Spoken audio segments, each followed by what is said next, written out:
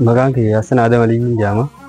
Waan qabxiin an qabuu fi kanaan wal maddii dhaabbatee jabina na kiyyaa wajjin ispeeshaal kilaasiin seenee Arbarakatteetti mana barumsaa Arbarakatteetti akka tasaa ta'een umarratti eegale barumsa ispeeshaalee kunii manni barumsaa kunii.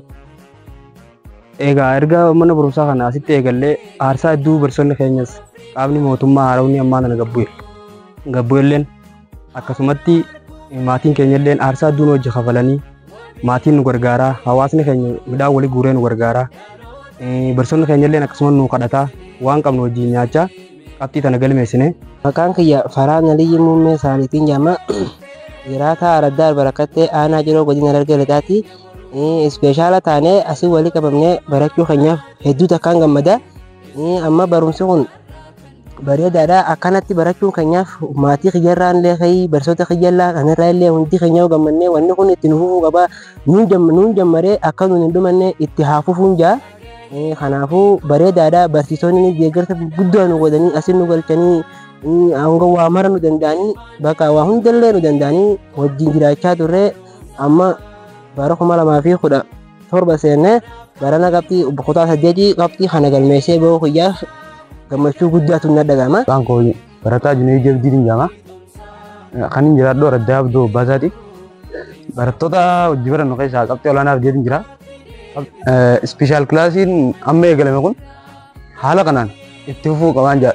Maqaan kiyya Barataa Nuuruddiin Saabitiin jedhama. Jiraataa Araddaa Abdoo Baasaati. Kanan itti baradhu ispeeshaalota keessan dhufanii Arbarakattee irra baratu jira. Ispeeshaalota kana keessa qabxii olaanaa fide. Qabxii olaanaa kiyyatti fidullee baay'ee takkan gammade. Ani Khazaalee Adamii jedhama. Obboleessa Yaasin maatii barataati. Anaatu asitti barsiisuu ture. Deeggarsa barbaachisu waan nama isa asitti barbaachisu anaa godhuufii ture. Haadhaas abbas bakka bu'ee bakka kanatti waggaa kana naata asitti barsiisu ture. Qabxii inni galmeesse kanaafillee hedduun itti gammade. Maqaan kiyya Aliyyii Muummee Saalitiin jedhama. Mucaan kunillee Faraan Aliyyii Muummee jedhaniini akka beekamutti abbaa Faraan naan jedhanii jiraataa Araddaa Arbarakatteeti aanaa Cirooti. Kanaafuu waan guddaa akka gaariitti mul'atu tokko hojjete manni barumsaa asiitii fi barsiisota keenyaa fi ijoolleelleen rabbillee na galata guddaa harkatu. Ani Muummee Saalitiin jedhama. Jiraataa Araddaa Arbarakattee aanaan kiyya Ciroo. Ijoolleen baran asii barachaa baate sun yaada bareedaadha mootummaan ka yaadee waan kana baase. Mucaan kiyya akkatti asitti baratuudhaaf qabxii bareedaa kana fiduudhaaf haalaan nama gammachiisa. Maqaan kiyya Maamush Girmaa jedhama. Barsiisaa mana barnoota addaa Arbarakatteeti. Bara 2017 akka aanaa Cirootti mana barnoota addaa hundeessinee jira. Mana barnoota Arbarakattee irratti isa kana hundeessuudhaaf wanti nu kakaase keessaa inni ijoon keessattuu haala kanniinsa gosa barnootaa takka immoo ministirii kutaa 8 fi 6 wal qabatee akka aanaatti galmee barbaadame sun dhufuu hin dandeenye.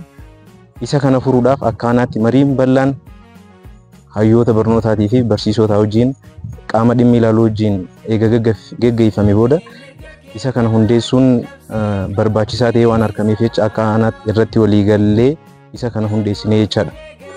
Maqaan kiyya Barsiisaa Gammachuu Badhaadhaan jedhama. Duree mana barumsaa Arbarakatteeti.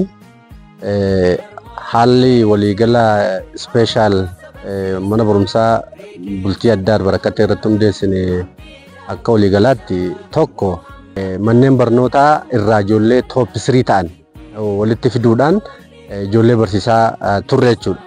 As keessatti faayidaan isaa maali yoo jenne ijoolleen qaxalee manneen barnootaa irraa walitti dhufanii miira wal dorgommiitiin qabxiin olaanaan akka galmaa'uuf jenneeti itti seenne. Maqaan kiyya Kimiyaa Muhammad Alii jedhama. Bulchituu ganda Arbarakatteeti geenii kiyya gurmaa'insaan warra gabbuu irraayi. Har'a wanni ani ibsuu barbaadu dhimma barattoota qabxii barattoota kutaa 8tiin wal qabate akka aanaa keenyatti gandi Arbarakattee manni barumsaa Arbarakattee qabxii olaanaa galmeessee jira. Tole, maqaan koo Dammaqaa Asfaaw jedhama. Itti gaafatamaa waajjira barnoota aanaa Cirooti. Barattoota dorgomaa ta'an oomishuudhaaf immoo san dabalataatti jechuudha. Ispeeshaal kilaasii addatti akkamitti hundeessuu dandeenya kan jedhu egaa adda baasnee booda barattoota manneen barnoota hundarraa tokko ta'an qabxii bareedaa qaban dorgomsiisuudhaan kilaastara Albarakattee jedhamu irratti ijoollee ciccimoo achitti fidnee barsiisaa qaxalee ta'e dorgomsisnee achi fidnee loojistiikii barbaachisu hirmaannaa uummataatiin akka guutamu taasisnee achirratti eegallee jechaadha.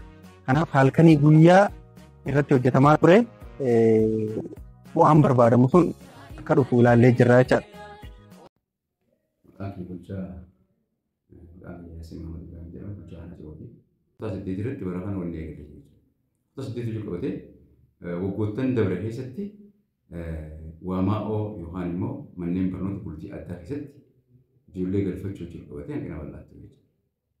Laffaatii bal'aa laffee barsiisaanis maatiinis laffaatii bal'aa laffee qaamonni dhimmamtoonni abbootiin dhimmaa hundi laffaanillee garuu bu'aan isaa dhugaa dubbachuudhaaf bara kana qaam kun bara kana maal gochuu qabna jennee garaa jabaannee mana barumsaa keessatti ispeeshaal kilaas jennee banuun dirqama ta'e jennee isa namatti kanaaf mana barumsaa irratti walitti deebisnee ijoollee kana keessaa ijoollee fooyyina qabdu walitti calallee barsiisota fooyyina qabanii akka isaan kun baratanii fi karaa guutuu ta'een akka atteenshiin isaanii barnoota ta'u wanni eegalee jira jechuudha. Isa kanarraa wanni dadhabne kanarraa qorannoo gaggeessinu tokkotu nu mirkana. Qorannoo gaggeessinu kun maali? Bakka irratti nuti harkaan qabnee hojjennu irratti hojiin kun galma ni gaha. Bakka irratti immoo qabannee hojjetan irratti hojiin kun galma kan geenyu hin dandeenye jechuudha. Kanaaf bara 2018 hojiin kun galtee nu ta'a. Haga hojjenne arganne jechuun danda'ama. Barsiisaanis haga hojjete argate. Gahee guddaa qaba barsiisaan aanaa Cirooti.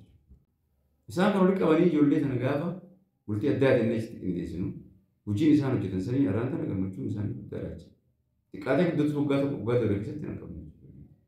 Har'a immoo ijoollee qabxii sanaaf dabarsu hedduu argannee jira. Ijoollee qabxii sanaaf dabarsu kan immoo isa argannee mana barumsaa ispeeshaal kilaas jennee Albarakattee irratti bannee kanaan argachuu qabna jechuudha. Kanaaf inni kun maal ta'uu qaba baratti aanu kana keessa ballachuu qaba. Isa eegala duraan xiqqeessinee qabanne san baratti aanu kanatti bal'ifnee qabachuu qabna jechuudha. Kanaaf biyyi takka jijjiiramuudhaaf, biyyi takka guddachuudhaaf, biyyi takka Oromoo itti fufsiisuudhaaf barachuun dirqama. Galatooma.